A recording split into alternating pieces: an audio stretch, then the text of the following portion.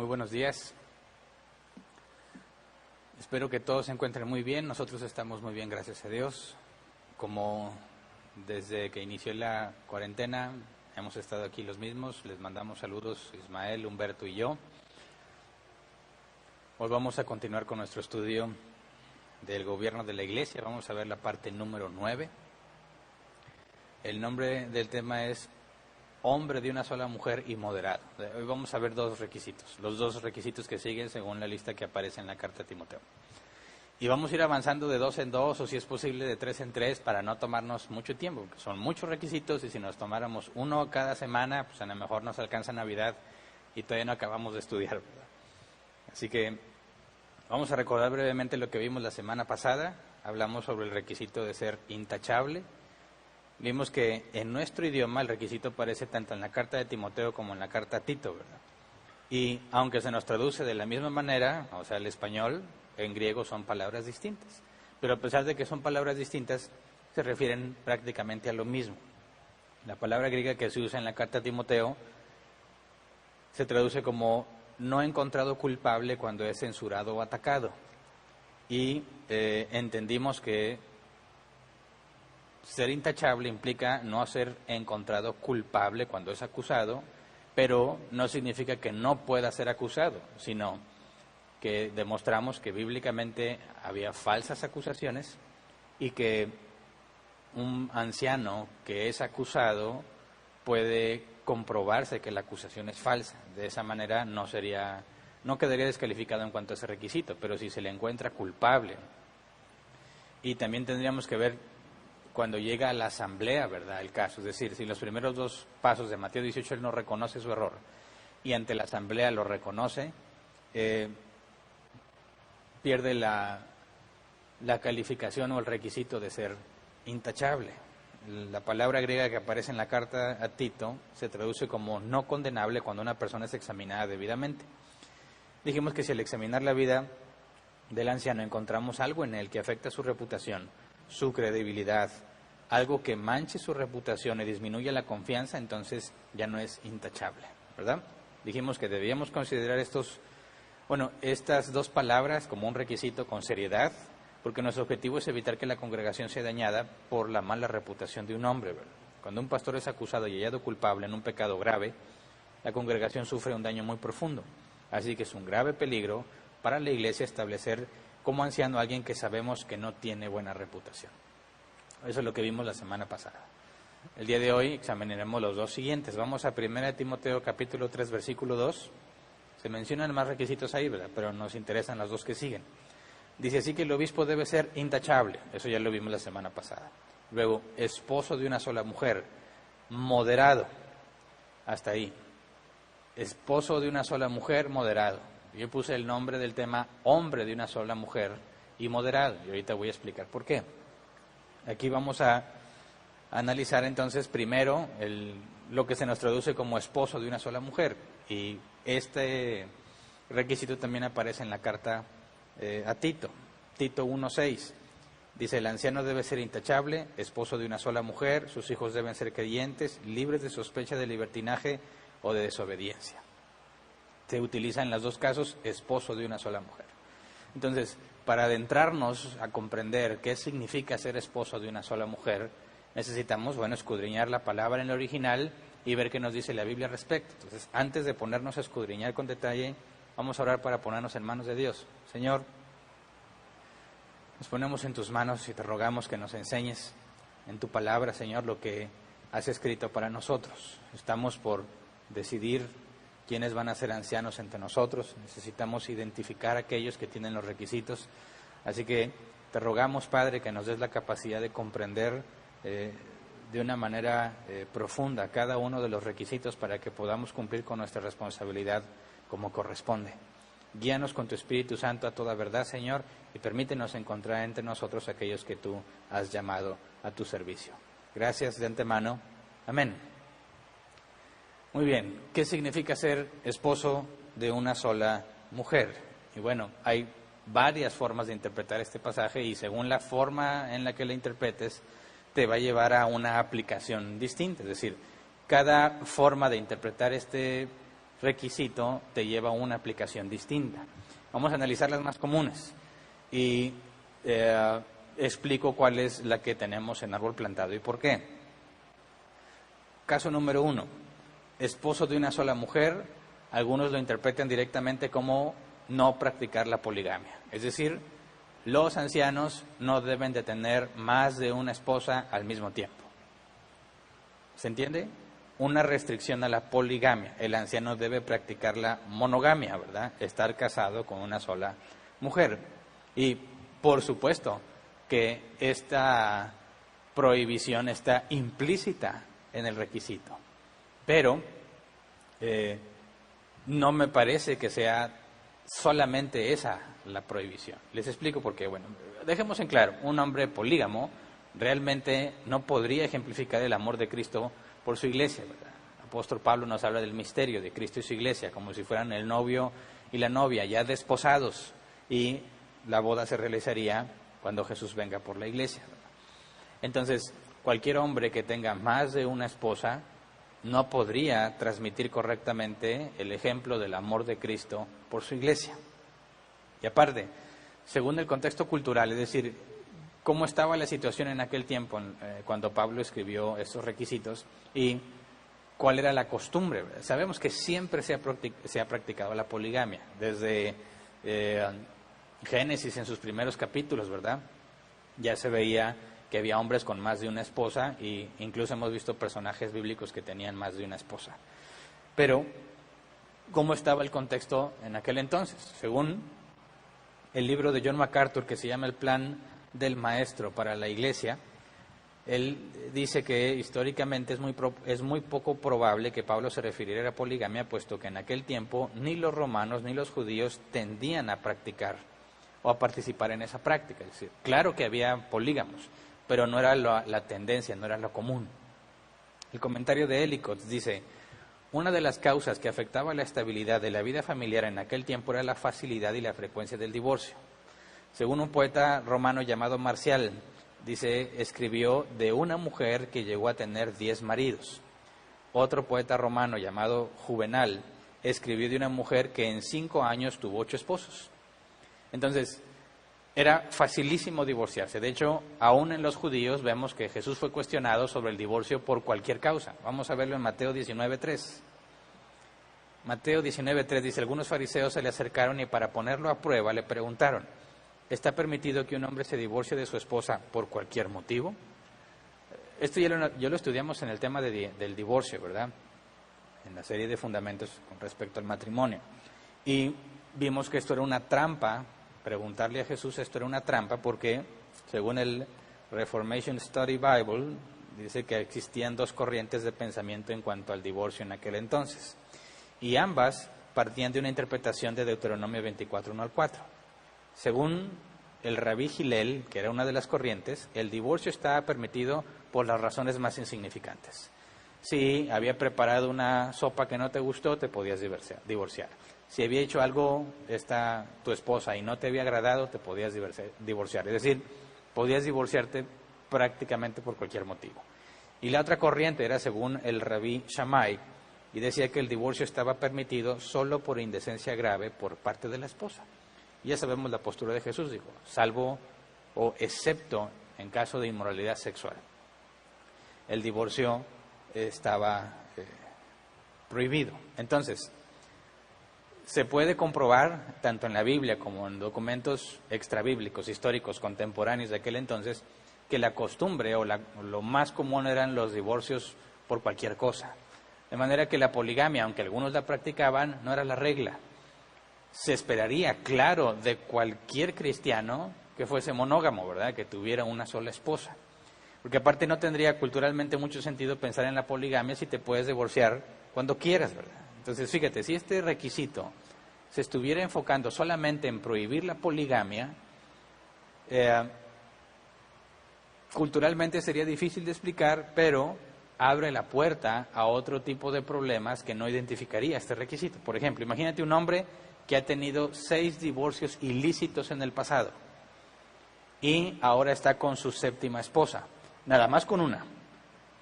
Si este requisito se enfocar en prohibir la poligamia, este hombre que ha tenido 6 divorcios ilícitos y está casado con una 7ª esposa, cumpliría el requisito sin problema, porque no es polígamo, ¿verdad? Fíjate bien, no contaría para nada su historial de divorcios ilícitos. Con que esté casado con una mujer al momento en que es anciano, ya no es polígamo y ya pasaría la prueba, ¿no? Eso es una grave falla, ¿verdad? Un hombre que se ha divorciado 6 veces ilícitamente, o incluso una vez que se haya divorciado ilícitamente, no puede ser considerado esposo de una sola mujer. Claro que si lo interpretas así nada más, te lleva a esa conclusión. Eso es a lo que me refiero. Cuando tú ves el pasaje o el requisito, esposo de una sola mujer, te pone ciertas ya ideas preconcebidas de lo que es un esposo con una sola mujer. Prohíbe la poligamia, estoy de acuerdo. Claro que está prohibida la poligamia para todos los cristianos, pero este requisito se refiere a más que eso.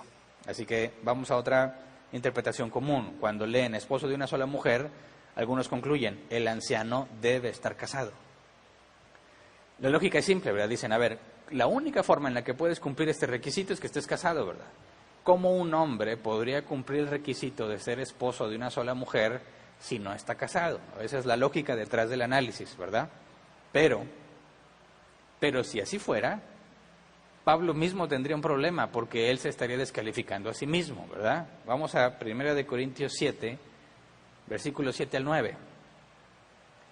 1 Corintios 7, versículos 7 al 9. Dice, en realidad, preferiría que todos fueran como yo. No obstante, cada uno tiene de Dios, su propio don. Este posee uno, aquel otro. A los solteros y a las viudas les digo que sería mejor que se quedaran como yo. Pero si no pueden dominarse, que se casen, porque es preferible casarse que quemarse de pasión. Entonces Pablo se desempeñó como anciano en todas las iglesias que fundó y no estaba casado. Si Pablo estuviese estableciendo este requisito en el sentido de que el anciano debe estar casado, él mismo quedaría descalificado. Es más, Tito y Timoteo es muy probable, sobre todo Timoteo, que fuesen hombres solteros. Entonces, si Pablo dice, si tú lees más el capítulo 7, te dice que es más óptimo para tu servicio a Dios el no estar casado, y Pablo mismo aconseja que no se casen así como él no es casado, no tiene sentido pensar que Pablo está restringiendo a que los ancianos deben estar casados, porque se descalificaría a él, descalificaría muy seguramente a Timoteo y muy probablemente a Tito. Así que esa sería una interpretación incorrecta. Otra interpretación común, cuando leen esposo de una sola mujer, lo interpretan así, solo puede casarse una vez. ¿Sí? Esposo de una sola mujer, dice, bueno, si ya se casó 2 veces, no puede ser esposo de una sola mujer. Ya habría sido esposo de 2 mujeres. Incluso lo aplican si enviudó. Por ahí leí, me encontré algunos documentos donde algunos pastores habían renunciado a ser pastores porque habían enviudado y habían decidido casarse de nuevo. Entonces, interpretando este pasaje que dice que esposo de una sola mujer significa que solo te puedes casar una vez, bueno, pues estos hombres que eran viudos renunciaban al cargo de anciano o de pastor para poder casarse otra vez.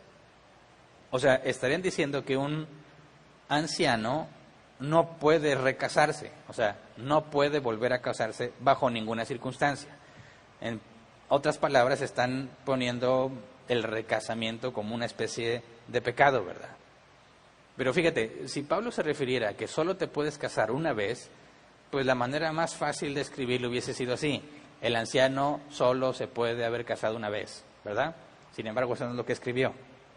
Ahora, suponiendo que realmente significa que el anciano solo se puede casar una vez, o sea, no puede recasarse, ni siquiera porque enviudó, traería problemas eso con la propia enseñanza de Pablo. Vamos a Romanos capítulo 7, versículos 2 y 3. Romanos 7, versículos 2 y 3 dice, por ejemplo, la casada está ligada por ley a su esposo solo mientras éste vive. Pero si su esposo muere, ella queda libre de la ley que le unía a su esposo. Por eso, si se casa con otro hombre mientras su esposo vive, se le considera adúltera. Pero si muere su esposo, ella queda libre de esa ley y no es adúltera, aunque se case con otro hombre. Pablo está dejando en claro que el recasamiento después de enviudar no es pecado, no es adulterio, ¿verdad? 1 Corintios 7, 39.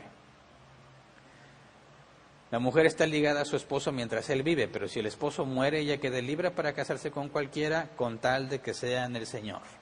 Nuevamente, el recasamiento es lícito si el esposo murió. 1 Timoteo 5:14. Por eso exhorto a las viudas jóvenes a que se casen y tengan hijos, y a que lleven bien su hogar y no den lugar a las críticas del enemigo. Podrás ver que en estos tres pasajes en común se refiere a la viuda, ¿verdad? A la mujer que enviudó. Pero obviamente se está casando con un hombre, ¿verdad?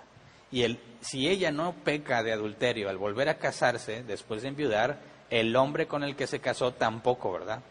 Entonces, si no es pecado el recasamiento, ¿por qué razón Pablo prohibiría o descalificaría a un anciano que se vuelve a casar? Sobre todo en el caso de enviudez. Entonces, también vimos en el tema del divorcio que en dos cláusulas bíblicas, la inmoralidad sexual y el pagano o el incrédulo que abandona el hogar, el matrimonio puede ser invalidado por medio del divorcio. Y checa la analogía, ¿verdad? Si es inmoralidad sexual, en aquel entonces, bajo la ley de Moisés, al adúltero, sorprendido en adulterio, lo mataban a pedradas. Y al morir el adúltero, el cónyuge, la cónyuge, quedaba en libertad de volver a casarse. Ahora, Jesús lo que implementa es ya no matas al adúltero, ¿verdad? Sin embargo, la concesión de divorcio sigue vigente. Es como si se hubiese muerto, ¿verdad? Ya lo estudiamos en el tema de divorcio. Entonces, si te estás divorciando lícitamente, puedes volver a casarte. Volver a casarte no sería pecado.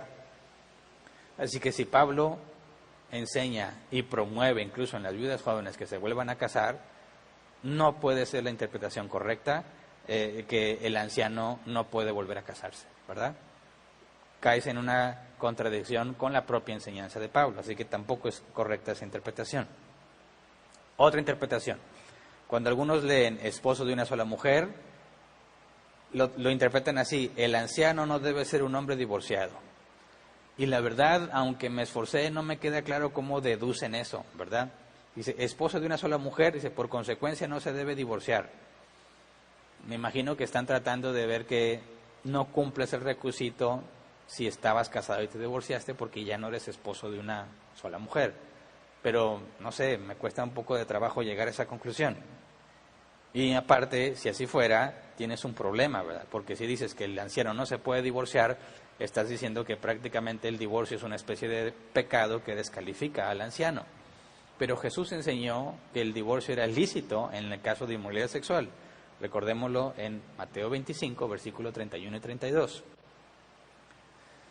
Se ha dicho, el que repudia a su esposa debe darle un certificado de divorcio. Pero yo les digo que, excepto en caso de inmoralidad sexual, todo el que se divorcia de su esposa la induce a cometer adulterio, y el que se casa con la divorciada comete adulterio también. Okay, cuando dice excepto en caso de inmoralidad sexual, eso significa que cuando te divorcias, en ese caso, no es adulterio volver a casarte. No es pecado divorciarte tampoco, ¿verdad? 1 Corintios 7:15, el caso de Pablo, dice, sin embargo, si el cónyuge no creyente decide separarse, no se lo impida. En tales circunstancias, el cónyuge creyente queda sin obligación. Dios nos ha llamado a vivir en paz. Así que también es un divorcio lícito cuando te separas porque el incrédulo abandona el hogar, ¿verdad? Cuando decide separarse. Entonces, si Jesús y Pablo enseñan casos donde el divorcio es lícito, no puedes establecer como un requisito para los ancianos que nunca se hayan divorciado. Claro que sería dentro de las cláusulas bíblicas, ¿verdad? Si el anciano se divorció porque su mujer le fue infiel, no lo puedes calificar a él. Si el anciano se divorció porque su esposa decidió separarse, su esposa incrédula, entonces no lo puedes descalificar para ser anciano. Así que interpretar que el anciano no debe ser un hombre divorciado también es una interpretación incorrecta. Y bueno, me parece que esas son las interpretaciones más comunes. Estoy demostrando que son incorrectas la mayoría de ellas porque contradicen algo en la Escritura. Pero dije en el primer caso que mencioné que claro que este requisito prohíbe la poligamia. Pero ¿cómo podemos entonces entender este requisito considerando lo que la palabra dice, ¿verdad? En un sentido de armonía. ¿Tiene que ser un hombre casado? Ya vimos que no, porque Pablo no estaba casado y sus colaboradores muy probablemente tampoco. ¿verdad? Ni tampoco significa que no debe ser polígamo, porque un hombre que haya tenido divorcios ilícitos podría cumplir, y está casado, ¿verdad?, podría cumplir con ese requisito. Tampoco se trata de que no sea recasado, cosas de ese tipo. Entonces, si tenemos en cuenta toda la información, ¿cómo debemos entender este pasaje? Y me parece que la clave está en ir al original y ver que la palabra que se nos traduce como esposo, también se puede traducir como hombre. Y la palabra que se nos traduce como mujer también se puede traducir como esposa. Entonces, si leemos el requisito hombre de una sola mujer en lugar de esposo de una sola mujer, me parece que podemos armonizar todos los pasajes que he mencionado. Mira, veamos, apliquemos el mismo ejercicio que hemos estado usando en nuestro estudio del libro de Éxodo en el caso de los 10 mandamientos.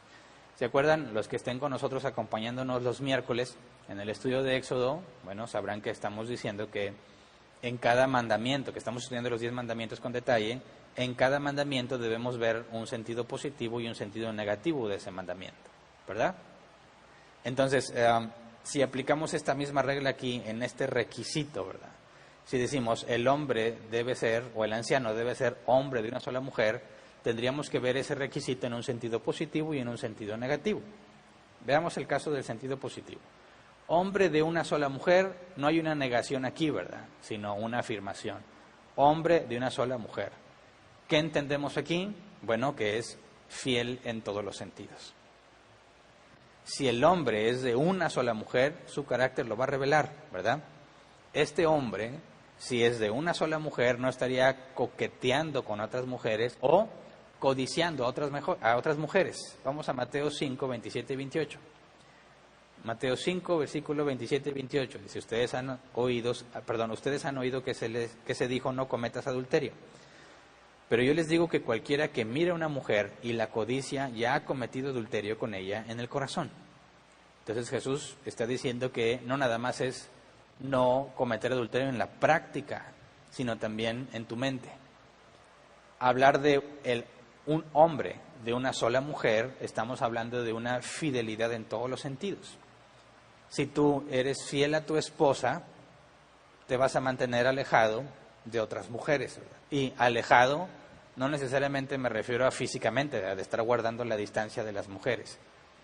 No me refiero específicamente a eso. Claro que hay que tener una distancia prudente con las mujeres, pero puedes tener una distancia prudente con las mujeres y aún así no estar lejos de ella. No sé si me explico.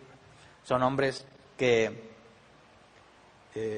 buscan cercanía o cierta intimidad con las mujeres, pero si eres hombre de una sola mujer te mantendrías alejado de eso.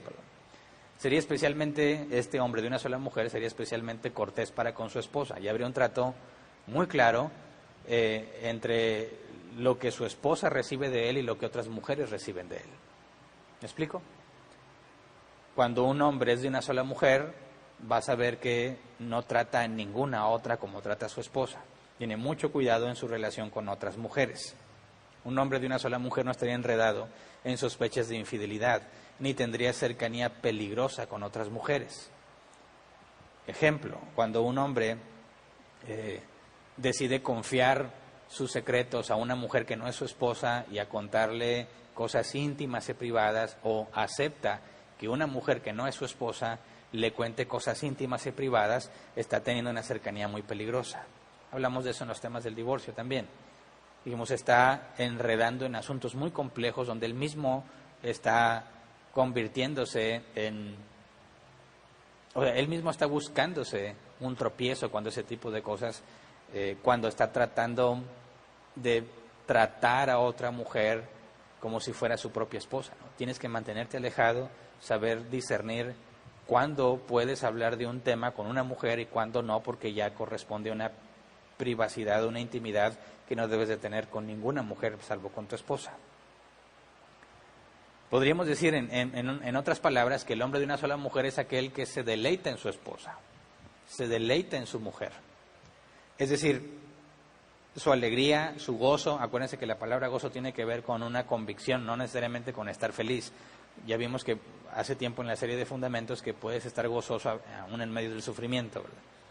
Pero entonces podemos decir que el hombre de una sola mujer se goza con su mujer, se deleita en su mujer. ¿Cómo podemos llegar a esta conclusión? Mira, veamos el caso de un hombre que obedece a Dios. ¿Cómo se expresa el salmista de un hombre que se enfoca en obedecer a Dios, que es un hombre de Dios? Vamos a Salmos 119, versículo 12 al 16. Salmos 119, 12 al 16. Dice: bendito sea, Señor, enséñame tus decretos. Con mis labios he proclamado todos los juicios que has emitido. Me regocijo en el camino de tus estatutos más que en todas las riquezas. En tus preceptos medito y pongo mis ojos en tus sendas. En tus decretos hallo mi deleite y jamás olvidaré tu palabra. En tus decretos hallo mi deleite. Tus órdenes, tus mandamientos son mi deleite. Se contenta, le agrada estar obedeciendo a Dios. Y luego vamos al versículo 24. Tus estatutos son mi deleite, son también mis consejeros.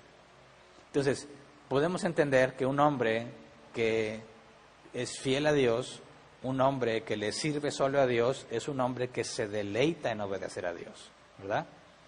Cuando hablamos de un hombre, de una sola mujer, estamos hablando, en este caso, de un hombre casado que se deleita en la compañía de su esposa, disfruta la compañía de su esposa, procura la compañía de su esposa y no hace nada similar con otras mujeres. ¿Se entiende? Hombre de una sola mujer tiene que ver con el carácter, con su manera de cuidarse y mantenerse alejado de otras mujeres, con la manera en que establece límites para con otras mujeres, de manera que no se traspasen los límites y él mismo se ponga en peligro. Tiene que ver con una reputación de nunca ser asociado en una actividad impropia con una mujer que no es su esposa. ¿Se entiende? Espero que sí. Ahora, veamos el sentido negativo de este requisito. Mira, si ser hombre de una sola mujer es aquel que se deleita en una sola mujer, es su esposa, ¿cuál sería el sentido negativo? Es decir, un hombre no se debe deleitar en las mujeres, plural, ¿verdad? Si es el hombre de una sola mujer que se deleita en una mujer, el sentido negativo es un hombre no debe deleitarse en las mujeres. ¿Se entiende? Y esto aplica para casados y solteros. Hombre de una sola mujer aplicaría en el sentido positivo a un hombre casado. Pero si lo ves en el sentido negativo, un hombre que no se deleita en las mujeres, eso aplica para el casado y para el soltero, por igual. Pero vamos a algo práctico. ¿Conoces algún hombre que se deleita en las mujeres? No sé si lo habías puesto en esas palabras, ¿verdad? Pero yo sí he conocido varios desde que yo estaba muy joven, no hace mucho. Este tipo de hombres les encanta estar platicando con mujeres. Es más, podemos estar en una reunión donde somos la gran mayoría hombres y llegan las mujeres, deja a los hombres por irse a platicar con las mujeres. Y no estoy diciendo que tenga tendencias homosexuales, ¿verdad? O que sea manerado, que a veces ves eso, ¿verdad? Cuando alguien está confundido en cuanto a su orientación sexual, ¿verdad? Busca a las mujeres para sentirse en compañía de sus iguales porque se siente mujer. No estoy hablando de eso. Estoy hablando de un hombre que no tiene duda de su sexualidad, pero se deleita más estando en compañía de mujeres que en compañía de hombres. O sea, prefiere estar rodeado de mujeres. Yo he visto en mi experiencia que de repente invita a salir a una como amigos y luego invita a salir a otra y luego a otra. Algunas chicas, bueno, dependiendo del hombre, ¿verdad? Algunas chicas se confunden y se emocionaban, ¿verdad? Es que a lo mejor me está pretendiendo. Pero no, te das cuenta que así es con todas, ¿verdad? Y la lleva a cenar a un lugar que le gusta y la chava medio se siente especial o no sabe cómo reaccionar, pero luego ya se da cuenta de la realidad cuando se entera que está llevando ahora a otra. Acá en México decíamos, le tira a todas a ver cuál cae. No sé si quede claro en otro contexto cultural fuera de México, ¿verdad? Pero se refiere, imagínate, un cazador que ve que hay muchas aves y pues trae su escopeta y pues quiere matar una ave para comérsela. Y pues no creas que apunta una y órale para matarla seguro, sino que empieza a tirarle a todas las aves que ve a ver si de perdido una le da. Entonces, los hombres que se deleitan en mujeres, cuando están solteros, normalmente tienen ese comportamiento. A todas les tiran, a todas les dicen que están bonitas, a todas les quiere hacer reír, a todas las quiere invitar a pasear, porque disfruta estar con ellas. El problema es que normalmente el tipo de relación que tiene con ellas rebasa los límites de lo saludable y lo prudente. Ya sea que genera confusión al momento en que la muchacha trata de interpretar cuáles son sus intenciones, o genera confusión cuando otros los ven que le invita a salir a otra parte, genera confusión porque quizás está tomando permisos que le corresponderían solamente a un pretendiente, alguien que piensa que pueda ser su pareja elegida por Dios, ¿verdad? Entonces rebasa los límites que debería de tener. Y lo triste es que eso no nada más lo hacen los solteros, también lo hacen los casados. Hay hombres que buscan mucho la compañía de las mujeres, que las quieren tratar de manera caballerosa y son serviciales, y oye, la mujer dice, es que tengo un problema en mi casa, yo te ayudo, yo te aconsejo, y ahí están, a pesar de que tienen su esposa. A veces ni a su esposa le dan esa atención. Entonces, esos son los hombres que se deleitan en las mujeres. No son hombres de una sola mujer. Fíjate, en el sentido positivo, hombre de una sola mujer, obviamente tiene que ver solo con el casado. Pero en el sentido negativo, un hombre que no se deleita en las mujeres, abarca al soltero y abarca al casado. En el sentido negativo, un hombre que es de una sola mujer, a pesar de que esté soltero, tendrá un comportamiento propio con las mujeres. Mira, 1 Timoteo 5, 1 a 2. 1 y 2. 1 Timoteo 5, 1 y 2. Dice, no reprendas con dureza al anciano, sino aconséjalo como si fuera tu padre. Trata a los jóvenes como hermanos, a las ancianas como a madres, a las jóvenes como a hermanas, con toda pureza.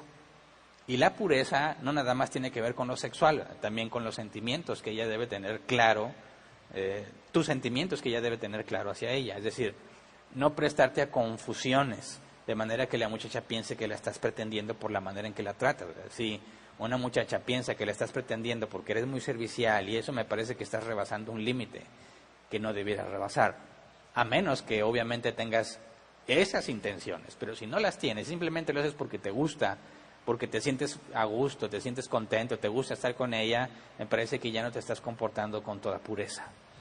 Así que, ¿qué se busca en un anciano? Sea casado o sea soltero, que sea de una sola mujer si está casado, fiel en todos los aspectos, cuidándose de mantenerse alejado de otras mujeres, de no confundir la situación, de que ninguna mujer se confunda con sus intenciones, y también cuando es soltero, aunque no está casado, va a tener esa protección. No se deleita al estar con mujeres, no se deleita en las mujeres, sino que sabe guardar su distancia apropiada, prudente, y tratarlas con toda pureza. Así que leer el requisito según el original, traducido como hombre de una sola mujer, y entender el sentido negativo, me parece que armoniza con todos los pasajes que hemos visto y resuelve los problemas que las otras interpretaciones presentan, ¿verdad? Porque si dijeras, hombre de una sola mujer, ¿se refiere solamente a la poligamia?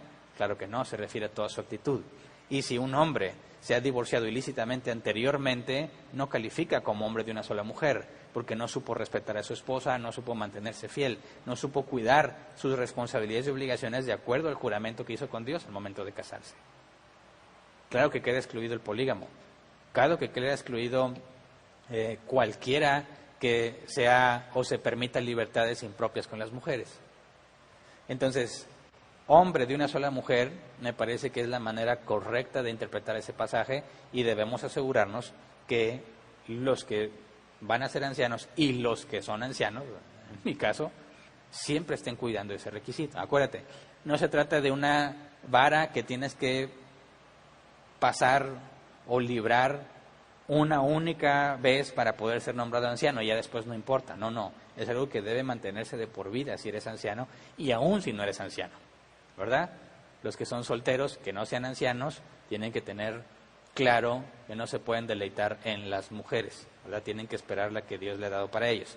Si están seguros que tienen el don de continencia, aún así tienen que mantenerse lejos de las mujeres. Y el que está casado también tiene que mantenerse lejos de las mujeres, pero mostrar el carácter de un hombre que es de una sola mujer. Es indispensable que el anciano tenga esta cualidad, este requisito, porque así se estaría librando de una de las causas más comunes por las cuales los pastores son descalificados: fornicación o adulterio. Si no encontré estadísticas mexicanas, lamentablemente, no sé, los mexicanos como que no nos interesa eso o no están al alcance público, pero te vas a encontrar o buscar información de Estados Unidos y hay mucha información estadística. Y efectivamente, una de las causas principales por las que los pastores son descalificados son las relaciones sexuales ilícitas. Ya sea que estuviera casado o soltero, normalmente es por causa de involucrarse con una mujer o con otra mujer que no era su esposa. Así que si buscamos un anciano que sea hombre de una sola mujer, va a estar librándose de muchísimos problemas y de la causa número uno por la cual los ancianos son descalificados. Ahora, pasemos al segundo requisito.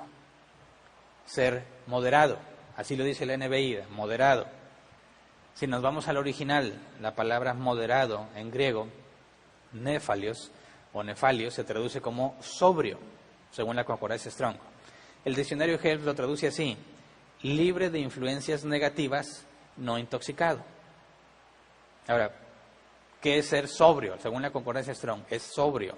Y si te vas al diccionario de la Real Academia Española, dice que sobrio, una de las definiciones que da es aquel que no está borracho, ¿verdad? Entonces podemos considerar como antónimos, ¿verdad? Cosas opuestas. Ser sobrio es lo opuesto a ser borracho. Ser borracho es lo opuesto a ser sobrio. Así que cuando dice que el anciano debe ser sobrio, así lo traduce la Reina Valera 60, la NBI lo traduce como moderado, dirías, ¿por qué la NBI cambia la palabra? En lugar de sobrio, traduce moderado. Bueno, porque si este requisito se refiriera solamente a no estar borracho, no tendría sentido el requisito que viene en el versículo 3. Mira, vamos a 1 Timoteo 3:3. 1 Timoteo 3:3, no debe ser borracho ni pendenciero, enemigo del dinero, sino amable y apacible. Pero la parte que nos importa es, no debe ser borracho. Así que cuando nos dice que debe ser sobrio, lo opuesto a borracho, no puede ser algo que se refiere al vino exclusivamente, porque más adelante dice, no debe ser borracho, y eso sí tiene que ver exclusivamente con el vino, ¿verdad? Con el alcohol, aún en la cerveza, el alcohol. Entonces, cuando nos traduce la NBI moderado, aunque no es una traducción literal, nos está comunicando que no se refiere al vino, en este caso, o al alcohol, sino que se refiere a otra definición. La Real Academia Española agrega otra definición. Sobrio es aquel que guarda el medio entre dos extremos, que no es extremista. ¿Se entiende? En una definición, sobrio es el que no está borracho. Y dijimos, no puede ser el requisito de ser sobrio o moderado según la NBI, porque después está el requisito de no ser borracho. Así que tiene que ver con otro sentido. El sentido, como pone el diccionario de la Real Academia Española, de estar en medio de dos extremos, o sea, balanceado, que no es extremista, no está en un extremo ni en el otro, está balanceado, equilibrado. No sé si se entiende con claridad. Veamos el ejemplo de ser borracho. ¿Cómo sabes que alguien está borracho? Normalmente por su actitud, su forma de andar, ¿verdad? A veces está quieto, no se mueve, pero lo escuchas hablar y dices, está borracho. ¿Por qué? Bueno, porque, primero, no sé si en todos los países se entiende qué es ser borracho, ¿verdad? Borracho es aquel que consumió alcohol en exceso al grado que está embrutecido. Eso es un borracho para nosotros en México. Digo, y puede generar conflicto porque hay unos tamales, una comida de México que le llaman tamales borrachos, y no tiene alcohol, ¿verdad? Pero así se le llama. Entonces, al hablar aquí de borracho, quiero dejar en claro, me refiero a un hombre que ha consumido alcohol en exceso, al grado de estar embrutecido. Camina erráticamente, su razonamiento es torpe, ¿verdad? Sin embargo, se alegra de estar borracho. Un borracho no tiene control de sí mismo, ¿verdad? No piensa con claridad. Por consecuencia, se mete en muchos problemas. Mira, Proverbios 23, versículos 29 y 30. Nos describe el problema del borracho. Proverbios 23, 29 al 30, dice, ¿de quién son los lamentos? ¿De quién los pesares? ¿De quién son los pleitos? ¿De quién las quejas? ¿De quién son las heridas gratuitas? ¿De quién los ojos morados? Del que no suelta la botella de vino ni deja de probar licores, del borracho. Como está borracho y no tiene control de sí mismo, se mete en problemas, está ahí lamentándose, dice heridas gratuitas, o sea, de repente otro que está ahí se enoja con él y termina herido, ¿verdad? Ojos morados, pleitos, quejas. Bueno, ¿por qué? Porque se embriaga. consume alcohol en exceso. Y lo importante de este asunto es que él sabe que es un borracho y la mayoría de ellos no tienen problema con ser borracho. De hecho, es muy común en el mundo ver que son orgullosos de emborracharse. Si tú vas a una fiesta, ya no necesariamente ya los de mi edad, yo tampoco estoy tan viejo, pero el éxito de la fiesta se mide por la cantidad de cerveza o alcohol que hubo, ¿verdad? Tuvimos bastante cerveza, fue una muy buena fiesta. Dicen acá en México, nos pusimos hasta atrás, o sea, se embriagaron. Estuvo muy padre. Dicen otro, no hombre, me quedé tirado de borracho. Dicen, cómo me hubiera gustado estar ahí. Y lo ven como algo bueno. Están en un extremo, están en un exceso y no tienen problema con eso. Así que cuando nos dice la Escritura que el anciano debe ser sobrio, tenemos que entender, aunque estoy poniendo el ejemplo de borracho, que no se refiere solamente al consumo del alcohol, sino a no caer en un exceso, no estar en los extremos, buscar un balance y un equilibrio. Y de hecho, no nada más los ancianos deben de ser sobrios o moderados, todos los cristianos. Mira, vamos a 1 de Tesalonicenses capítulo 5, versículo 6, Reina Valera 60, para ver la palabra tal cual.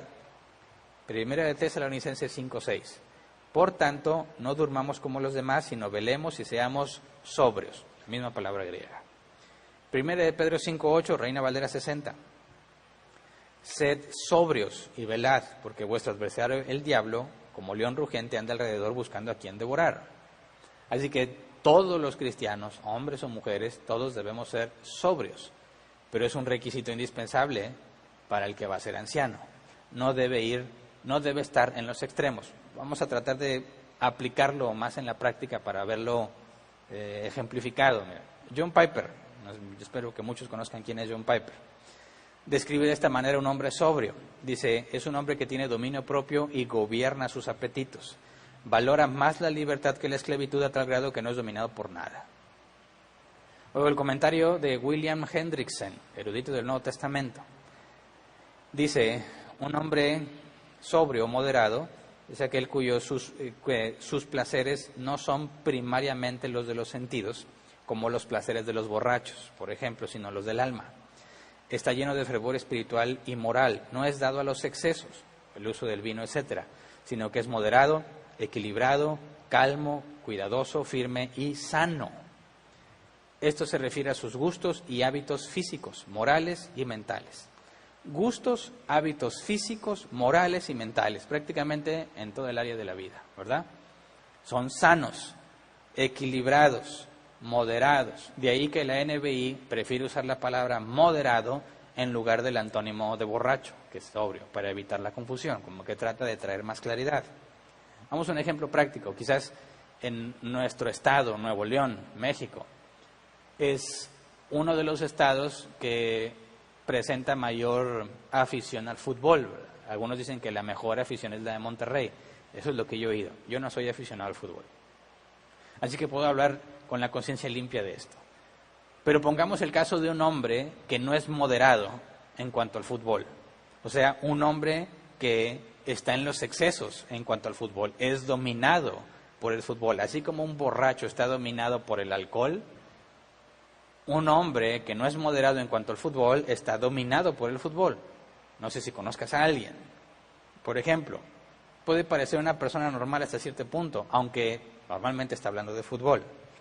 A pesar de tener responsabilidades económicas importantes, normalmente invierte su dinero en demostrar a otros la pasión que tiene por su equipo de fútbol. Jersey oficial, gorra oficial, membresías especiales, tarjetas especiales, lugares especiales en el estadio, calcamonías en su carro, en su casa, en todos lados. Siempre quiere demostrarle a todos los demás que él ama el fútbol. Si juega su equipo, amolda su vida para poder ver el partido. Pide vacaciones, pide descansos, cancela citas, incluso si el juego es en domingo, falta a la iglesia. Lo he visto varias veces. Su mente está ocupada en los últimos juegos, en la historia de su equipo, en los nombres de los jugadores, en los análisis de los equipos rivales, en las últimas noticias deportivas, etcétera, etcétera. A mí me sorprende, porque no soy aficionado al fútbol, a mí me sorprende que escucho personas hablar, cristianos, en el mundo lo entiendo perfectamente, pero en los cristianos que dicen, no, es que mira, fulano y zungano y mengano y no sé, y si es que son jugadores de tal equipo, y luego, no, que ahora Pancho, Marco, no sé quién, y esos son los jugadores del otro equipo. Y es que el defensa central, y dices, y esos son de este equipo, pero que juegan en esta posición. Y dicen, ¿cómo saben tanto? Pero al mismo tiempo ignoran bastante la Biblia. Dices, ¿tiene sentido que un cristiano domine el tema de fútbol y se sepa las posiciones y los nombres de los jugadores y los torneos que hubo y cuándo fue campeón su equipo y quién metió los goles, pero no se sabe la escritura? Obviamente está en un exceso con respecto al fútbol, ¿verdad? No está bien balanceado, no está equilibrado la forma en que usa su dinero, en que usa su tiempo, en que usa su mente, en que usa su vida. Lo peor es que está orgulloso de su pasión, ¿verdad? Este hombre no considera un problema su pasión por el fútbol. De hecho, se siente orgulloso de eso. Y me parece que ese es el resultado de la promoción que nuestro Estado se da al fútbol. Fíjate bien, las cerveceras, las principales cerveceras y los dueños de los equipos de fútbol, no sé si lo has notado, es algo muy evidente, invierten muchísimo dinero en marketing, haciéndole pensar a la gente que su pasión desenfrenada por el fútbol es motivo de orgullo y que debe transmitírsela a sus hijos. O sea, no les da vergüenza y no tratan de ocultar que es una pasión desmedida. Lo que hacen es que tratan de convencer a la gente de que eso es algo digno de ser orgulloso, digno de un verdadero aficionado al fútbol. Tienes que enorgullecerte y además inculcárselo a tus hijos. Obviamente sabemos por qué. El fútbol en nuestro estado y quizás en el país y en América Latina genera muchísimos ingresos. Y quienes están invirtiendo en convencer a la gente de que se compre la última playera, la gorra, lo que sea, claro que le conviene que también le inculque eso a sus hijos, porque va a seguir sacando dinero de sus hijos. Así que hay familias desenfrenadas, toda la familia desenfrenadas, no son moderadas, están en el exceso de fútbol y se sienten orgullosos de ello. Ese es el problema con aquellos que no son moderados. Otro ejemplo, redes sociales.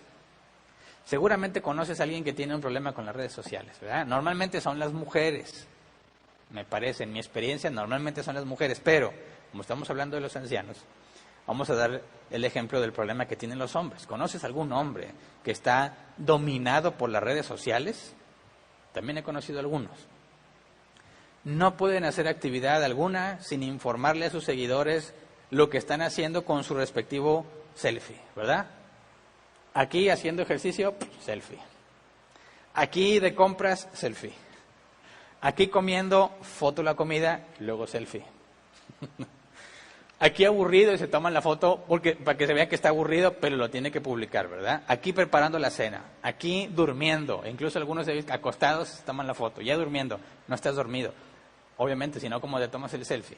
Pero lo quieren publicar, es decir, su vida está girando en torno a las redes sociales, cuántos seguidores tienen, lloran, sufren cuando alguien ya le quitó el me gusta a su página, cuando alguien le dio un comentario quizás de mal gusto, no sirves para nada, tus fotos me caen gordas, tú me caes gordo, y están sufriendo con depresión porque la gente no los quiere. No estoy hablando de mujeres, estoy hablando de hombres que incluso se toman foto en el baño. Para mí eso era como un exceso, dices, ¿cómo puede ser? Yo he visto que las muchachas incluso van en manada al baño, ¿verdad? Y se toman fotos en el baño. Y hay unas que ni siquiera se fijan en la limpieza o la higiene del baño, y se toman fotos en el espejo. Bueno, los hombres también. Ahora piensa, ¿estos excesos son un problema para un anciano? Sí. Tanto de fútbol como en las redes sociales, como en cualquier otra área donde podemos caer en excesos. La política, el cine, teorías conspirativas, que está muy de moda, teología, ahí también es quien cae en el exceso de la teología. Leen y leen y leen y no practican lo que leen, no se esfuerzan por vivir lo que han aprendido y se van a un exceso. Debates, hay mucho de eso también en las redes sociales, hay quienes también se van al exceso con el ejercicio, con la música, etcétera. Están en un extremo, no están balanceados, no tienen su vida equilibrada y es muy fácil perder el equilibrio, ¿verdad? Es muy fácil irte a un exceso. De hecho, John MacArthur en su libro El plan del maestro para la iglesia menciona que dice así, obviamente lo estoy traduciendo al español porque el libro está en inglés, dice, a menudo es una crítica justa decir que el pecado común de los predicadores hoy en día es comer en exceso. Y es cierto, ¿verdad? podrás ver pastores de muy sana doctrina que tienen un problema de comer en exceso. Y estamos acostumbrados a ver que comen en exceso, no los vemos comiendo, pero vemos la consecuencia de comer exceso. O sea, están chonchitos, gorditos, menuditos, no sé cómo se diga en Latinoamérica, en sentido genérico para que me entiendan, están visiblemente pasados de peso, pero son personas que hablan sana doctrina, personas que enseñan la verdad bíblica y genera o tiene el efecto de que pensamos que si ellos están así pasados de peso, entonces no tiene nada de malo. Y eso es un problema. Cuando un hombre que no es moderado en cuanto a su alimentación es puesto como anciano, su exceso se transmite a la congregación y a quienes lo escuchen como algo aceptable, ¿verdad? Es MacArthur el que lo mencionó, ¿verdad? Uno de los problemas más comunes en los predicadores hoy en día es comer en exceso, lo que es la glotonería. Ahora, aquí quiero aclarar algo que es muy importante. Hace un año exactamente, no exactamente el mismo día, pero en los primeros de junio, hace un año, estuve hablando en el tema de vivir en santidad, el punto de la mortificación y la vivificación, y hablé sobre el problema de la glotonería, ¿verdad? Y quiero decirlo para ya tener mi conciencia limpia y no vaya a pensar nadie que estoy siendo un hipócrita al hablar de esto. Porque en ese entonces yo acepté públicamente que yo tenía un problema de comer en exceso. Y lo dije abiertamente, me puse como ejemplo en lo que enseñé. Y dijimos, si tenemos que mortificarnos y vivificarnos, tenemos que negarnos a nosotros mismos, a nuestros propios deseos y hacer lo que Dios quiere. Y como un recordatorio breve, la mortificación es algo que tú puedas hacer tú solo, tampoco la vivificación. Hablar de santidad es hablar de sinergia. Dios hace algo y tú haces algo. Dios no lo va a hacer todo Él solo, ni tú lo vas a hacer solo. Se requiere ambas partes. Entonces, en la mortificación, en el caso de la alimentación, cuando hablé que es pecado tener sobrepeso y es pecado la glotonería, quien haya estado con nosotros o quien haya visto los videos podrá notar, o pudo notar que fue un tema polémico y que generó molestia en las personas que lo escucharon. Tenían el mismo problema que yo de sobrepeso y se ofendieron gravemente, porque me atreví a decir que comer en exceso, la glotonería, estar pasado de peso es pecado. ¿Por qué? Porque si lo vemos aplicado, incluso en el ejemplo de MacArthur, si lo vemos aplicado en el requisito de ser moderado, es un problema para un anciano comer en exceso. ¿Por qué? Porque ya no es moderado en esa área. Así que yo quiero decir esto para limpiar mi reputación, ¿verdad? En aquel entonces lo admití públicamente. Tengo un problema porque como en exceso. Eso es un problema para el requisito de ser moderado. Pero un año después, quiero decirlo, y lo digo con mucho gusto, estuve trabajando duramente en ese tema. No creas que simplemente te estoy diciendo, no debe de ser así y no lo aplico para mí mismo. Tenemos que tener mucho cuidado que cuando enseñamos la Escritura no nos descalifiquemos a nosotros mismos cuando lo decimos, ¿verdad? Claro que todos tenemos distintas debilidades y unos van a luchar más con una cosa que con otra. También lo estudiamos en ese tema, ¿verdad? El león va a tener debilidad por la carne roja, cruda. La vaca no. La vaca va a tener debilidad por el pasto verde jugoso y el león no. Y el hecho de que la vaca no se vea tentada a comer carne no significa que es más santa que el león, porque el león no se va a ver tentado en comer hierba como la vaca sí. O sea, cada uno tiene sus propias debilidades y va a ser más difícil para unos que para otros mantenerse moderado en el tema. Y yo lo reconozco, para mí es muy difícil mantenerme moderado en el tema de la comida. Pero quiero platicarte, a un año después, para limpiar mi conciencia y no crear confusión, como si fuese yo un hipócrita al hablar de esto, me propuse a poner en práctica lo que estábamos enseñando sobre la santidad, específicamente en la mortificación y en la vivificación, aplicado en el área que yo confesé públicamente, mi comida en exceso. Así que mortificarte implica en comer diferente, ¿verdad? En comer sano, en no comer las cosas que quieres comer porque sabes que son sanas o porque no son las horas correctas o porque no es el alimento más apropiado, ¿verdad? También la mortificación es hacer ejercicio. Todos queremos descansar, todos queremos estar a gusto. Hacer ejercicio no es algo como que nos nace por naturaleza, o al menos no a mí. Así que te tienes que obligar a hacerlo. Y lo que habíamos dicho es que la mortificación no la puedes hacer tú solo. No se trata de que hoy tengo mucha motivación y lo voy a hacer porque mañana no vas a tener motivación. ¿Y qué vas a hacer cuando no tienes nada de ganas ni de comer sano ni de hacer ejercicio? Así que me propuse, porque algunos de los argumentos que se presentaban en aquel entonces es que somos obesos porque somos pobres. Hay un problema en la teoría, dices, no puede ser. Normalmente piensas que el pobre está flaco porque no tiene para comer. Pero hubo un argumento que en teoría lo puedes decir, no es cierto, pero ¿qué tal la práctica? Así que me propuse a mí mismo poner en la práctica la mortificación y la vivificación en términos de la comida y ver si realmente alguien con pocos recursos puede mantenerse moderado. Así que te explico brevemente, porque me parece que encontré y puedo demostrar que no importa que seas pobre, puedes ser delgado. Acudí con una nutrióloga que trabaja para el gobierno y consulta gratis. Digo, es lo que me pareció más razonable. Pues van, te checan, te miden y te pesan y ahí pasas la vergüenza de cuánto pesas. ¡Ay, la báscula! Estaba muy por encima, me voy a reservar el dato específico, pero muy por encima de lo que debería de pesar. Y me dio una dieta especial para mí, pero no pude con ella. ¿Por qué? Número uno, los ingredientes, o sea, algunos alimentos eran muy difíciles de conseguir. Yo le pregunté, oiga, ¿y eso se consigue en cualquier lugar? Sí, no es cierto. Aunque iba a los supermercados más conocidos, no sé, Walmart, H-E-B, y esos, no lo encontraba, y luego algunos de los que estaban ahí carísimos. Que no, yo no puedo con esto, así que no pude con la dieta que me dio la nutrióloga, pero, digo, en los tiempos de David, en los tiempos de Noé y eso, aunque la alimentación era muy distinta, bueno, cualquiera que tuviera dinero para comer manjares y cosas que te engordan y quiera adelgazar, ¿a poco existía el concepto de nutriólogo? ¿Verdad? No.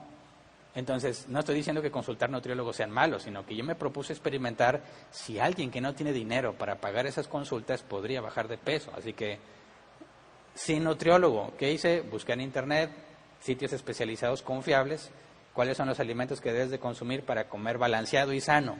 Órale, tomé los más baratos, los que puedes encontrar en cualquier lugar: pollo, pescado, acelgas, cebolla, pimiento verde, prácticamente en cualquier tienda de abarrotes o carnicería lo encuentras. Hice mi rutina de ejercicio. No fui con un entrenador ni a un gimnasio para no tener que pagar ni un peso en eso. Me metí a sitios especializados, saqué más o menos el común de los ejercicios que son más efectivos para quemar grasa y me armé mi rutina. Y ha pasado un año y tengo 10 kilos menos. Te aseguro que la comida que como es baratísima, sale muy, muy barato y la encuentras en cualquier lado. Y como hago ejercicio en mi casa, no gasto un peso ni en gasolina, ni en gimnasio, ni en nada. Hasta ahorita llevo 10 kilos, tengo que seguir avanzando, pero pude comprobarlo. No estamos gordos porque somos pobres. Estamos gordos porque no somos diligentes, porque no nos mortificamos, porque no nos vivificamos. Y quiero que me entiendas esto, no es un mérito mío, ni de nadie la mortificación, porque es sinergia. Créeme, a nadie le gusta incomodarse, ¿verdad? Levantarte, haga frío, calor, llueve, lo que sea, hacer ejercicio y restringir tu comida es un esfuerzo muy grande, que no puedes hacer tú solo. Así que tenía que humillarme siempre antes de hacer ejercicio, al terminar de hacer ejercicio. La oración, la súplica constante es: Señor, no me entregues a mis propios deseos. No me entregues a mis propios apetitos. Cambia mis gustos. Enséñame a obligarme a hacer ejercicio para poder mantenerme moderado, equilibrado en el tema y no estar en el exceso de la glotonería. Y Dios ha sido fiel. Llevo 10 kilos menos, pretendo seguir, pero quiero decirlo porque cuando veas videos de antes, no sé si se note mucho, digo, es bien común, empiezas a engordar y todos se dan cuenta. No sé si te ha pasado. Es muy fácil ver cuando alguien ha engordado y a veces no es tan fácil ver cuando adelgazó. Así que apenas empieza a subir y dice: ¡ay, bien bendecido! La cara ya se está notando, ¿verdad? Pero cuando empiezas a adelgazar no se nota mucho. Entonces, Quizás no se note que yo he adelgazado. Tener 10 kilos menos es mucho. Mi esposa y yo hace poco compramos una sandía que pesaba 10 kilos y un poquito más. Bueno, puede ser que yo cargaba todo esto, porque está muy pesada. Pero bueno, el punto es, yo sí me tomo en serio, los requisitos bíblicos, y todo anciano debe tomárselos en serio. Y si yo confesé públicamente que tenía un problema con la comida, y hoy estoy hablando de ser moderado, quiero dejar en evidencia que he hecho mi tarea, que he hecho la parte que me corresponde y que no es mérito mío, porque es sinergia. Dios es el que ha tenido misericordia de mí, y Dios es el que ha tenido, digamos, la gracia para conmigo de permitirme, obligarme a hacer lo que es correcto. Y en la parte de la edificación, buscar deleitarte en lo que a Dios le agrada. Así que, si pudo conmigo, puede con todos, ¿verdad? Y el que sea anciano, tiene que reconocer que es un constante esfuerzo, ¿verdad? Mientras seas anciano. Seas o no seas anciano, también para los cristianos, todos debemos ser moderados, pero en particular para los ancianos, ¿verdad? ¿Qué pasa si un anciano no es moderado? No nada más en la comida o en el vino. ¿Qué pasa si no es moderado? Va a descalificarse a sí mismo tarde o temprano, ¿verdad? Imagínate, un anciano tiene que balancear su tiempo y su vida en las 5 jerarquías principales que estudiamos hace tiempo. Su tiempo personal con Dios, tiempo con su cónyuge, con su esposa en particular, ¿verdad? Tiempo con sus hijos, tiempo para el trabajo, tiempo para el ministerio y luego lo demás que tú quieras. Es muy fácil desequilibrarse. Es muy fácil meterle tiempo aquí y ver que ya te faltó tiempo allá, o incluso estar metiendo tiempo a algo y no darte cuenta que ya descuidaste otra parte. Se requiere estar cuidando constantemente, mantenerte en un balance, y cuando te das cuenta que te estás desbalanceando, humillarte, acercarte a Dios y esforzarte en encontrar un balance otra vez. Así que los excesos de un anciano que no es moderado, lamentablemente se van a convertir en algo aceptable para la congregación que pastorea, y eso puede ser muy dañino para todos. Es muy común, como lo comenté yo, como lo comenta MacArthur, predicadores, incluso de sana doctrina, con un problema de sobrepeso, que demuestran que están en un exceso, y eso ha creado lamentablemente la idea de que se puede ser cristiano con sobrepeso y aún así ser espiritual. Es una contradicción. Tenemos que luchar contra todo tipo de exceso, redes sociales, fútbol, hobbies, incluso la teología, incluso algunos cometen excesos en el ministerio, ¿verdad? Al descuidar otras cosas que son más prioritarias. No digo que sea o que estén menospreciando el ministerio, ¿verdad? Pero si no cuidas los requisitos, tú te descalificas para el ministerio. O sea que también hay una prioridad allí. Entonces, en conclusión, un anciano debe ser un hombre de una sola mujer, esté casado o no. Si está casado, es un hombre fiel a su esposa en todos los sentidos, se deleita en su esposa y nada más en ella. Y si está soltero, no se deleita en las mujeres, sino que las trata como hermanas con toda pureza y se mantiene alejado de ellas y todo ese tipo de problemas. Y ser moderado es un hombre que se esfuerza, busca, se mantiene en un equilibrio, que evita estar en los excesos. Si cae en un exceso, va a esforzarse por corregirse, tiene que mantenerse. Ninguno de nosotros podemos cumplir siempre al 100% todos los requisitos, ¿verdad? Estamos en esta carne, en este cuerpo, y nos vamos a equivocar. El punto de entender cada requisito es entender qué equivocaciones pueden ser tolerables y cuáles no, ¿verdad? Porque si él dijera, bueno, es que adulteré, pero pues es que ahí la llevo, no, ¿verdad? Eso te descalifica. Pero no es lo mismo decir que, oye, bueno, me di cuenta que estoy dándole demasiado tiempo a Facebook, bueno, voy a corregirlo. Eso propiamente no lo descalifica, ¿verdad? Así que hay que tener criterio a la hora de ver las cosas, pero enfocarnos a que los ancianos que estén al frente sean en lo mejor posible, en la mayor medida posible, un buen ejemplo para la congregación, de manera que sus excesos no sean transmitidos como algo aceptable a los demás cristianos cuando la Biblia aclara que no lo es. Y bueno, hasta aquí nos quedamos el día de hoy. Analizar estos dos requisitos. La idea es seguir avanzando también relativamente pronto con los demás. Esperemos que Dios nos permita que cuando acabemos de estudiar esto podamos estar todos aquí físicamente de nuevo para poder hacer la elección como corresponde físicamente, ¿verdad? Esperemos en Dios que así sea. Pero bueno, vamos a orar para terminar, para después pasar a la sección de preguntas. Señor, te damos gracias por tus enormes misericordias. Sabemos que todos los hombres, Señor, pecamos. Tenemos muchas áreas en las cuales debemos trabajar, tenemos muchas cosas que no debemos descuidar, muchas cosas en las que debemos atender, muchas cosas en las que debemos ocuparnos y otras que no debiéramos ocuparnos tanto, y cometemos errores, Padre. Pero te rogamos que, de acuerdo a tu misericordia y a tu soberana voluntad, nos des hombres que puedan ser ejemplares para liderar a la congregación. Que si están casados, sea claramente visible que son hombres de una sola mujer. Si están solteros, que sea claramente visible que no se deleitan en las mujeres. Concédenos, Padre, hombres que se ven que están en control de sus vidas, que no están en un exceso, que están equilibrados, Señor, si no perfectamente, en una buena medida, visible para los demás. En hombres que puedan, Señor, demostrar que humillándose ante ti, que acudiendo a ti, rogándote y suplicándote, se puede crecer en santidad. Enséñanos, Padre, a detectar y identificar a aquellos que ya has preparado, puesto que es de tu agrado que establezcamos ancianos según tus requisitos. Y concédenos, Padre, que sea visible de una manera clara y sin dudas quiénes son aquellos a quien tú has escogido. Gracias de antemano, Señor, por todo lo que nos enseñas, por todas tus misericordias y porque confiamos en que según tu voluntad encontraremos e identificaremos a quienes tú has elegido. Amén. Muy bien. Pasemos a la sección de preguntas. Tenemos 25 minutos para responder. ¿Sí? Ok, pastor, buenas tardes.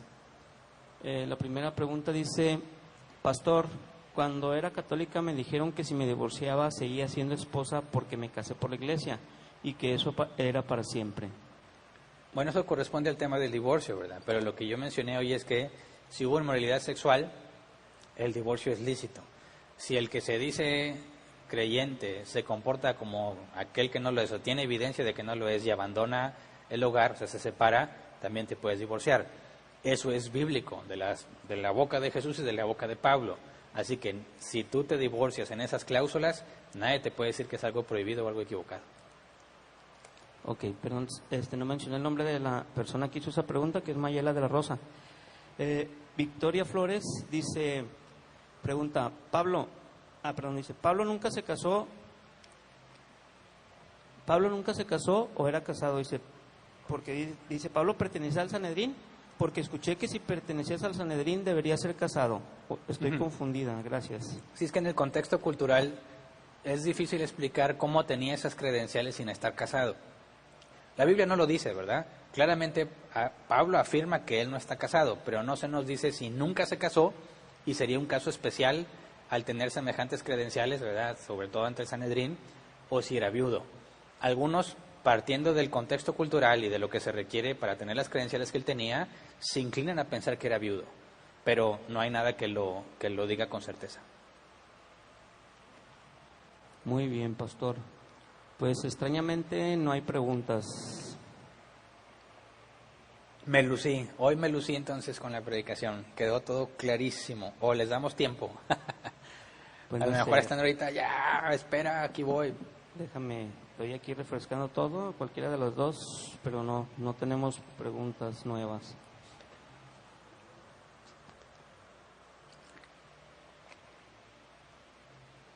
A ver, aquí hay una que dice, ¿qué debemos hacer cuando tratamos de edificar a los demás y por decir la verdad de la doctrina somos burlados? Bueno, hay una línea muy delgada entre hacer lo correcto cuando decimos la verdad y equivocarnos al decir la verdad. Y eso es lo primero que tendrías que tratar de esclarecer. Decir la verdad puede ser algo que ofende, aunque no estás diciendo mentira. Pero además tú puedes agregarle cosas a esa verdad que resultan ofensivas. No sé si me explico. Tienes que descartar que se hayan ofendido solamente porque dijiste la verdad y no que se ofendieron porque además de decir la verdad, dijiste algo incorrecto o impropio que resulta ofensivo. ¿Me explico? Tú puedes decirle a alguien, oye, estás mal, y demostrarle por qué está mal. Y si se enoja, dices, bueno, no veo una razón por la cual yo hice que se enojara. Pero ¿qué pasa si le dices, estás mal, bruto? ¿Qué te pasa? ¿Qué tienes en la cabeza? ¿No te das cuenta que estás mal? Bueno, le estás diciendo la verdad de que está mal, pero aparte le estás agregando que es un bruto y que no sabes qué le pasa en su cabeza y por qué no puede verlo. Y esa ofensa ya fue gratuita, no era necesaria. Se van a ofender con la verdad muchas veces, sí, pero lo demás que tú haces puede ser una ofensa gratuita totalmente innecesaria. Entonces, cuando dices, oye, les digo la verdad y se ofenden, lo primero que hay que analizar es cómo se les dijiste, ¿verdad? ¿Qué fue lo que les dijiste? ¿Qué palabra usaste? Porque si ya sabemos que la verdad ofende, hay que asegurarnos de no agregar nada más. Ahora, es muy fácil ofender a las personas cuando dices algo.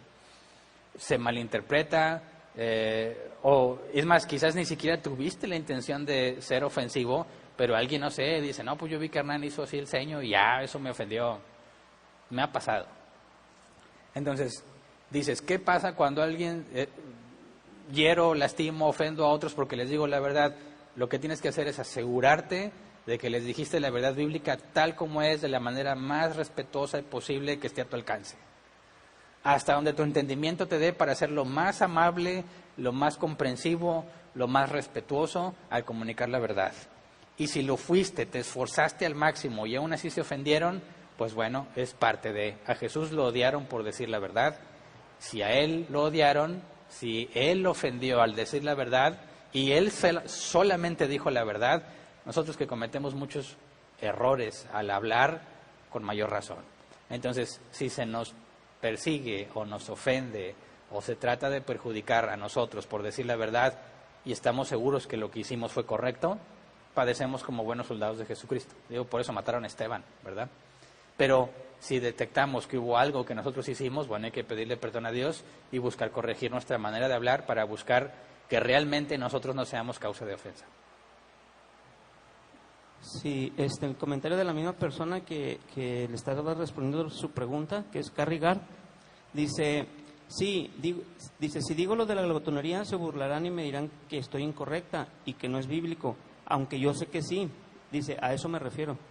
A ver, no entendí al principio. Si les digo sobre qué. Sí, por ejemplo, ella su pregunta fue, ¿qué debemos hacer cuando tratamos de edificar a los demás y por decir la verdad de la doctrina somos burlados, sí, ¿verdad? Y luego luego dice, si digo lo de la glotonería, se burlarán y me dirán que estoy incorrecta y bíblico, aunque yo sé que sí. Sí, es que es normal, mira, el ser humano tiene a veces serias dificultades para lidiar con la verdad y pretende descartarla en lugar de aceptarla.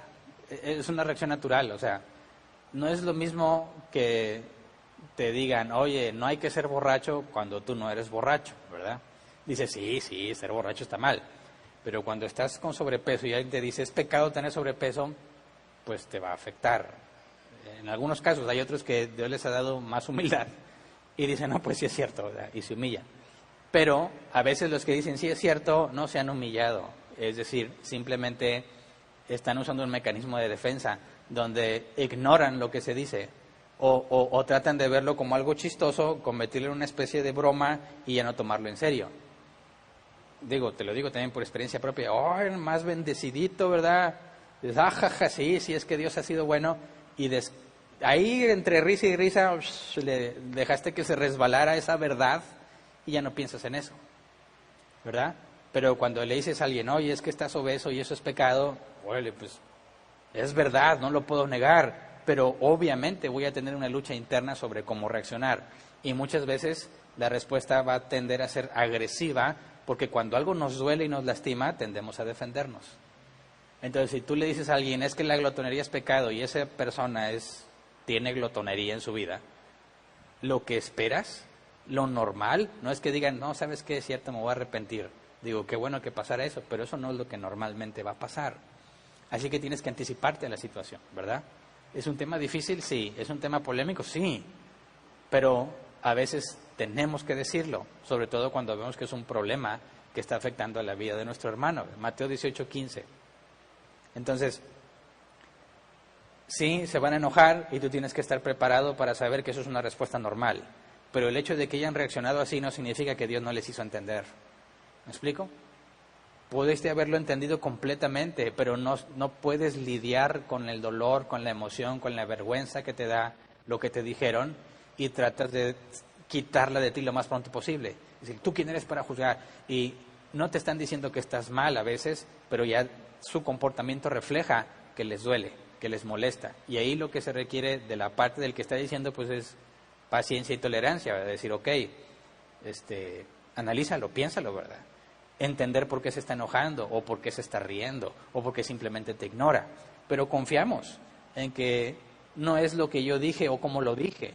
Aunque tengo la responsabilidad de asegurarme que lo digo de la manera más correcta posible, no soy yo, ni lo que dije, ni como lo dije, lo que va a hacer que esa persona entienda. Es Dios el que va a hacer que lo entienda. Entonces, prepárate en esos temas, ¿verdad? Es como Pablo, si se para, le pasó, ¿verdad? Están en un pueblo pagano, están adorando ídolos, y Pablo se para y dice, no, sean idólatras, pues ¿qué le iba a pasar a Pablo, verdad? Si tú haces eso, te va a ir mal, te van a atacar, aunque estés diciendo la verdad. Tienes que saber a lo que vas. Entonces, si tú les dices eso a alguien, y es bíblico, no te pueden comprobar con la Biblia que la glotonería es una bendición o un don de Dios, no van a poder. Pero espérate una respuesta dura, áspera, porque es normal que el género humano responda así. ¿Hay más? Sí, pastor. Pero bueno, me voy a permitir hacer una pregunta de mi parte. Pastor, se está mencionando mucho la glotonería como, más bien como el efecto, uno de los efectos de la glotonería es que estás gordito, ¿verdad? Sí. Pudiera ser. Pero ¿estás de acuerdo que hay personas que son glotonas y que no necesariamente son gorditas por su sí, metabolismo? eso es casi una bendición. Sí, pero aplica también para ellos el ser sobrio, o sea, porque Sí. en realidad el ser sobrio es no ser extremista, ¿no? Claro, porque quizás externamente no ves las consecuencias, pero internamente sí, ¿verdad? Las venas tapadas de grasa y ese tipo de cosas, paros cardíacos de repente por la mala nutrición que tienen, aunque en el exterior se ven delgados. Es decir, la manera más fácil de ver que alguien tiene problemas de glotonería o de comer en exceso, pues es el físico. Pero hay personas que su cuerpo no lo refleja de esa manera y como quiera tienen el problema. Ahora, aprovechando la pregunta, también hay personas que están obesas, pero no porque sean glotones, sino por alguna condición médica. Por eso, cuando hablo de glotonería, estoy hablando de la gordura que proviene de comer en exceso. Aquellos que padezcan alguna enfermedad o que los medicamentos que consumen los lleva a una hinchazón o inflamación, de manera que se ven como si tuviera sobrepeso, pero no es comida en exceso, sino los medicamentos que consumen, obviamente no aplica para ellos la glotonería. Entonces, no podemos juzgar así de inmediato, estás con sobrepeso, seguramente es porque le entras duro a la comida. No, quizás es una condición médica, ¿verdad? O la consecuencia de algún medicamento. Pero la gran mayoría no es por eso. Entonces, ya si los conoces y ves que son de buen diente, como decimos acá, y que, órale, como también decimos acá, se dejan ir en la comida, y lo digo por experiencia propia, pues bueno, ahí se aplica. Ok, pastor, gracias. Siguiente pregunta de Rofolfo, así está escrito. Dice que si le podrías explicar en resumen la vivificación. Vivificación. Bueno, no es del tema, pero la mencioné, ¿verdad? Vivificación es vivir para Cristo, obedecerlo. En contraste con la mortificación, morir a mí mismo. Son dos etapas de la santidad. Si tú quieres crecer en santidad, debes morirte cada vez más a ti mismo, o sea, hacer lo que tú quieres, que sabes que es opuesto a la Escritura. Si tú tienes ganas de orar, no te vas a morir en eso, ¿verdad? No quiero porque es lo que yo deseo, no. Un deseo de la carne, y la Biblia dice que la carne es opuesta al Espíritu. Los deseos que vienen de tu carne, opuestos a lo que Dios quiere, debo de exterminarlos. Debo ser yo como si estuviera muerto a la carne. No debo dejar que me dominen y debo de dominarlos. Esa es la mortificación. Vivificación es obligarme a hacer lo bueno, obligarme a orar, obligarme a escudriñar la palabra de Dios, obligarme a pedir perdón cuando ofendo, a ser amable con otros, a edificar a otros con mis dones, lo que Dios me ha dado. Entonces, vivificación tiene que ver con obedecer a lo que Dios ha dicho. Mortificación tiene que ver con no hacer lo que yo quiero hacer porque es opuesto a la Escritura. Espero que quede más claro. Muy bien. Dice, siguiente pregunta, Victoria Flores pregunta, ¿qué pasa cuando el que nos está instruyendo, o sea el pastor, nos predica correctamente el Evangelio y es bíblico, pero no practica esas enseñanzas, sino que se dedica únicamente a aprender para enseñar? Gracias. Mateo 18:15. Si tu hermano peca, ve y repréndelo estando tú y él solos. Eso es un requisito para todo miembro de una iglesia cristiana y aplica por igual sin importar el ministerio, los dones que tenga o la antigüedad que tenga en el cristianismo. Si amas a tu pastor, es lo que yo esperaría. Si me aman a mí y me ven cometer una falta, lo que es mejor para mí y para la iglesia en general y lo que realmente muestra un amor ágape en el sentido bíblico es que me confronten con mi falta, pero que respetemos el proceso bíblico, ¿verdad? A solas. Si yo me niego a reconocerlo, versículo 16, Mateo 18:16, ve y trae 2 testigos, ¿verdad? Y que conste entre ustedes para tratar de hacerle ver a este hombre que está pecando. Por medio de la Escritura hay que demostrarlo, obviamente. Si este hombre se niega, versículo 17, si se niega, dilo a la asamblea. Y si se sigue negando, tenlo por gentil y publicano, debe ser expulsado. Entonces, en el tema del gobierno de la iglesia vimos que la asamblea, en una congregación, la asamblea tiene también autoridad para descalificar o quitar a ancianos porque no se sujetan a la regla bíblica o porque tienen pecado no arrepentido.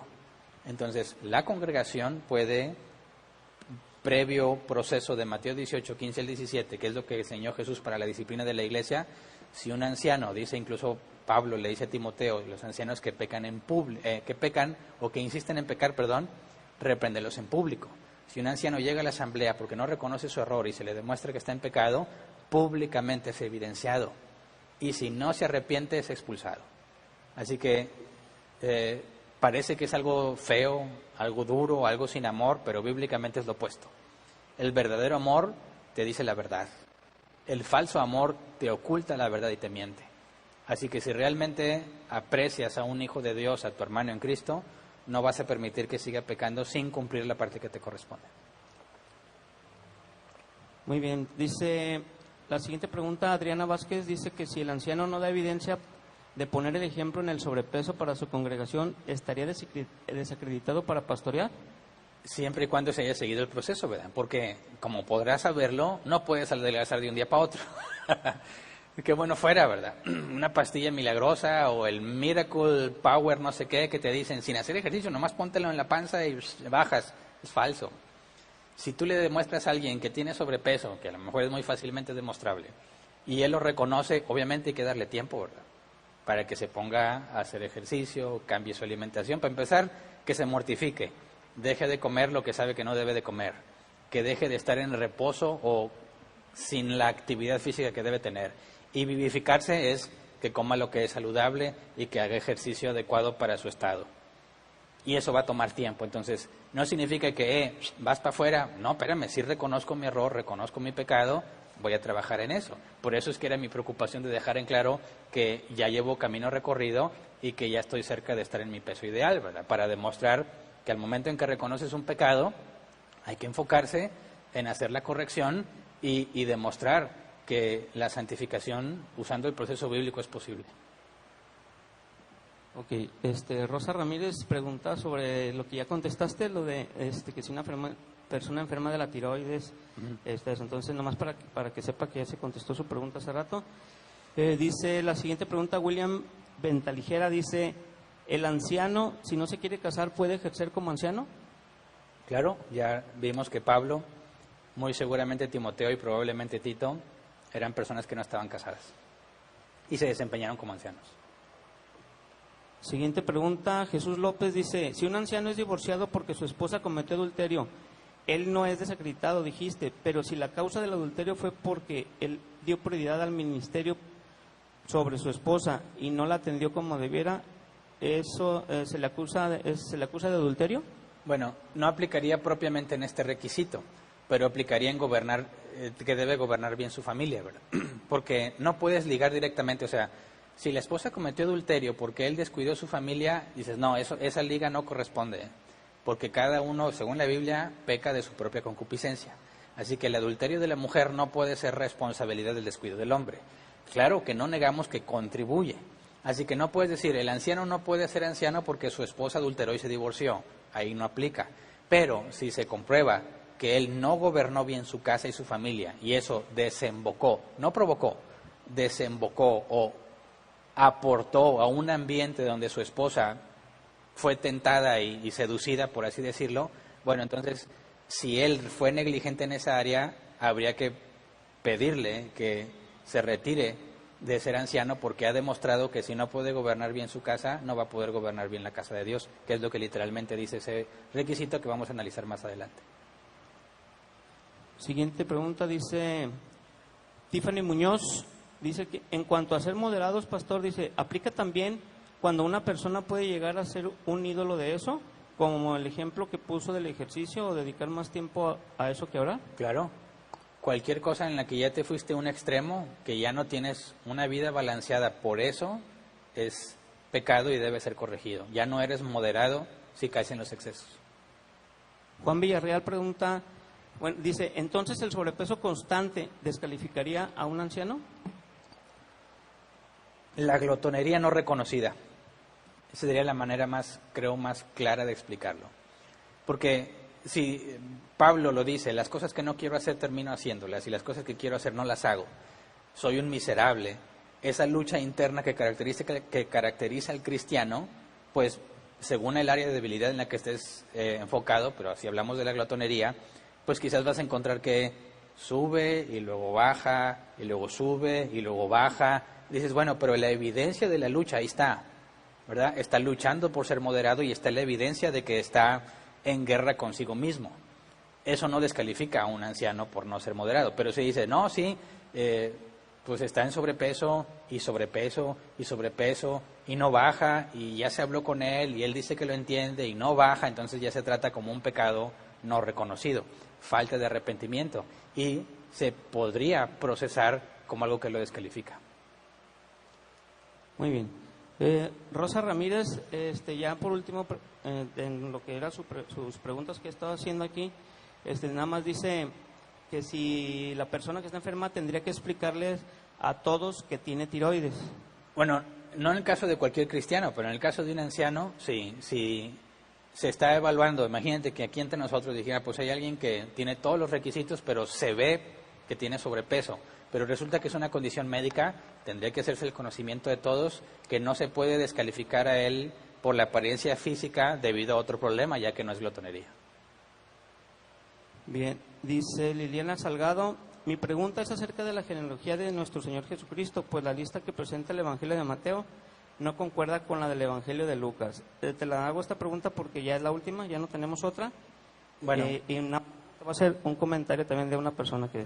Sí, bueno, esa pregunta no tiene nada que ver con el tema, ¿verdad? Pero la diferencia entre una y otra es que una es el linaje según María y otro según José. Y Jesús Ortiz Franco dice, es un comentario, o sea, nos dice que si podríamos enfocarnos primero en las preguntas del tema y que más adelante si hay preguntas referentes al tema o si se puede responder con todas las preguntas que no son del tema o dejarlas para el último. Bueno, es que claro que sería lo ideal, pero no podemos y se presta a confusión. Imagínate que Humberto esté considerando todas las preguntas y luego empiece a filtrarlas y empieza a leerlas, las que él considera que son relativas al tema, y luego deja para al final las otras. Imagínate que una persona está por primera vez y está viendo que están respondiendo las preguntas y que se brincan la suya. Te pasaste la mía, ¿verdad? O ¿por qué no has leído la mía? Y se va a generar confusión.